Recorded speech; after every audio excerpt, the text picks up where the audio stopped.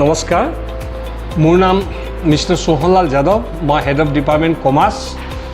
আমাৰ বৰ্তমান at present আমাৰ পাৰ্মানেণ্ট ফেকাল্টি 3জন আৰু কমাৰ্চ ডিপাৰ্টমেণ্ট ডিব্ৰু কলেজৰ লাৰ্জেষ্ট ডিপাৰ্টমেণ্ট, কাৰণ প্ৰায় 800 near about 800 student are reading in our department.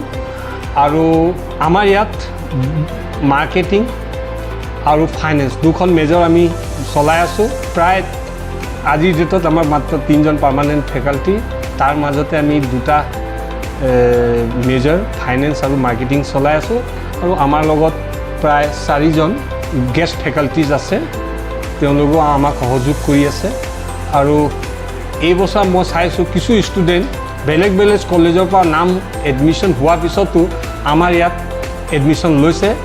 তেওঁলোকে যুক্তি দেখাইছে যে আমাৰ ইয়াত এতিয়া ক্লাছ খুব বেছি ভালকৈ হৈ আছে কমাৰ্চ ডিপাৰ্টমেণ্টত, সেইকাৰণে কিছু কলেজৰ ষ্টুডেণ্ট নিজৰ নিজৰ কলেজ এৰি আমাৰ ইয়াত এডমিশ্যন লৈছে।